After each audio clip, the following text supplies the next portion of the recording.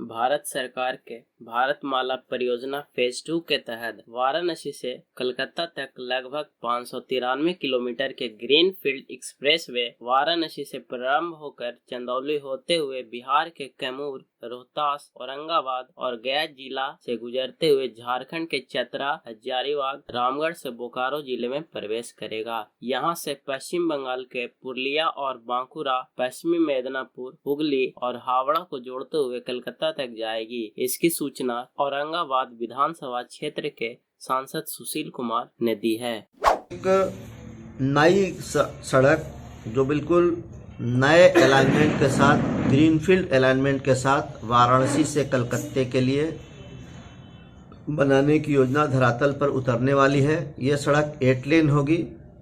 इसकी कुल लंबाई 686 किलोमीटर होगी और इस पर लगभग 25,000 करोड़ रुपए खर्च होंगे।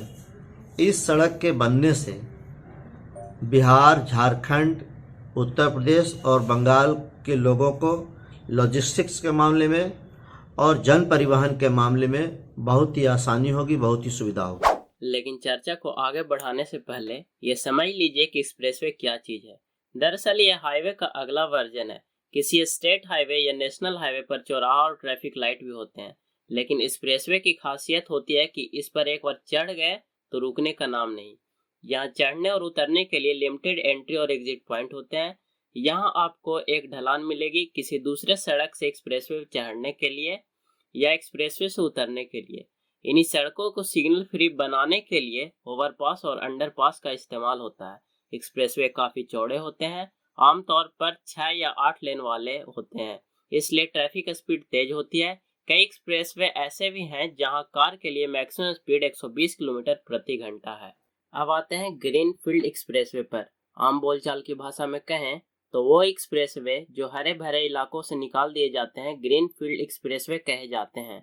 इन्हें ग्रीन कॉरिडोर भी कहा जाता है, मतलब ऐसी जगह जहां पर पहले कभी सड़क ना रही हो। इसके लिए कोई बिल्डिंग या सड़क वगैरह तोड़ने की झंझट नहीं होता। ऐसे इलाकों से एक्सप्रेसवे निकालने के पीछे कई मकसद होते हैं, जैसे आबादी वाले इलाकों से बचा जा सके, जमीन सस्ते में मिल सके, साथ ही उन पिछड़े इलाकों के लोगों के लिए एक्सप्रेसवे नए आर्थिक अवसर पैदा कर सकें। भारतमाला परियोजना के अंतर्गत वाराणसी रांची कोलकाता ग्रीनफील्ड एक्सप्रेसवे गया के इमामगंज प्रखंड से होकर गुजरेगी। इसकी पुष्टि भारत सरकार द्वारा जारी की गई गैजेट से हुई। इमामगंज प्रखंड के जिन जगह से एक्सप्रेसवे पास होगी उनकी सूची कुछ इस प्रकार है: बसेता, बतसपुर, सिलहना, बरडी, जमुना, डुभल, छोटका करासन, मल्हारी, पसेवा, रंगा, बसूरा, बेलवार, चपरी, पंडाबिघा, गड़ेड़िया, चपरा, चकरबंधा, गेजना, बंसी, महपुर, Kusumba,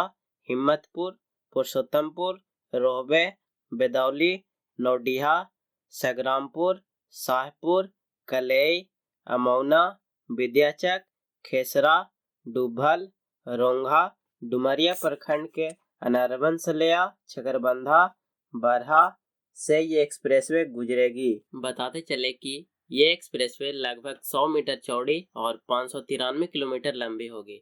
maximum speed limit 120 kilometre प्रति घंटे होगा।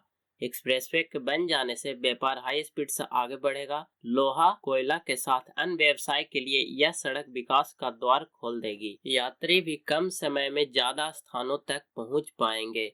समय व ऊर्जा दोनों की बचत होगी। यह एक्सप्रेसवे एक और जहां बाबा विश्वनाथ की नगरी से शुरू होगी, वहीं कैमूर के मुंडेश्वरी, औरंगाबाद के देव, चतरा के भद्रकाली, रामगढ़ का रजरप्पा, पुरुलिया का अयोध्या पहाड़ के साथ अन्य धार्मिक स्थल जोड़ेंगे। भारतमाला परियोजना के तहत बिहार से एक महत्वपूर्ण इकोनॉमिक कॉरिडोर गुजरेगा।